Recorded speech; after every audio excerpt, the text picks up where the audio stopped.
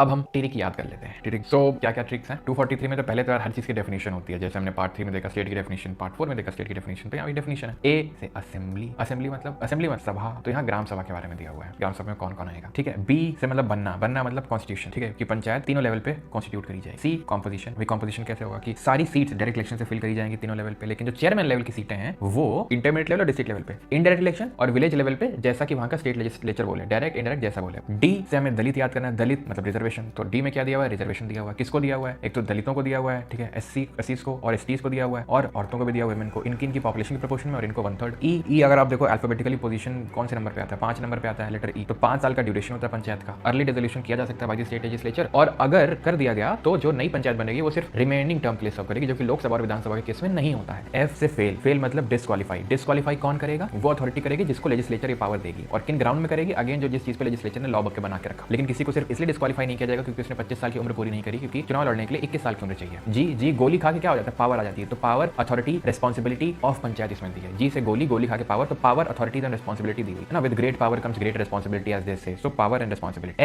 H से house tax याद कर लो, मतलब यहाँ पे टैक्स लेवी करने की पावर दी गई है पंचायत। आई से इनकम, इनकम मतलब फाइनेंस, यहाँ फाइनेंस कमीशन के गठन के बारे में बात करी गई है। जे से जांच, जांच मतलब ऑडिट। के से किसके, इलेक्शंस, तो इलेक्शंस दिए हुए यहाँ पर कौन करवाता है, स्टेट इलेक्शन कमीशन करवाता है। स्टेट इलेक्शन कमिश्नर को रिमूव कौन करता है, गवर्नर करता है, same ground in the same manner as the high court जज। एल तो यूटी में कौन होता है, एलजी होता है, लेफ्टिनेंट गवर्नर। तो parts not to apply to UTs और पार्ट्स जो अप्लाई करेंगे यूटीज में विद सर्टेन मॉडिफिकेशन वो दिए हुए हैं। एम मॉडिफिकेशन, क्या मॉडिफिकेशन कि part not to apply to certain area, तो हमें पता है मेघालय में, नागालैंड में, मिजोरम में लागू ही नहीं होते हैं, पूरे राज्य में नहीं लागू होते हैं, और मणिपुर के जो हिल एरियाज है वहां लागू नहीं होते हैं, और असम और त्रिपुरा के जो 6 शेड्यूल एरिया है सिर्फ वहां पे। बाकी बात करेंगे 5th शेड्यूल एरिया में, तो वहां पे मॉडिफिकेशन से अप्लाई होते हैं पैसा के हिसाब से। PESA panchayat extension to schedule area 1996 में एक एक्ट लाया गया था, एक अधिनियम लाया गया था, जिससे कि ये बोला गया कि जो 5th शेड्यूल एरिया है 10 राज्यों में, वहां पर ये कुछ मॉडिफिकेशन से अप्लाई। मॉडिफिकेशन मतलब यहाँ रिजर्वेशन एससी एसटी को प्रपोर्शन ऑफ पॉपुलेशन नहीं, बल्कि एसटी को आधा, और चेयरमैन लेवल पे पूरी सीट रिजर्व होंगी एसटी के लिए। एन मतलब कॉन्टिन्यूएंस ऑफ, ठीक है, कॉन्टिन्यूएंस, जैसे यहाँ डिस्क्वालीफाई ऐसे करके याद कर सकते हो। ओ सुनो, ओ इंटरफेयर मत करो हमारे मैटर, ठीक है, तो कोर्ट को ऐसा बोल रहे हैं कौन, जो पंचायत है, कि हमारे मैटर में वो हमारे मैटर में इंटरफेयर मत करो।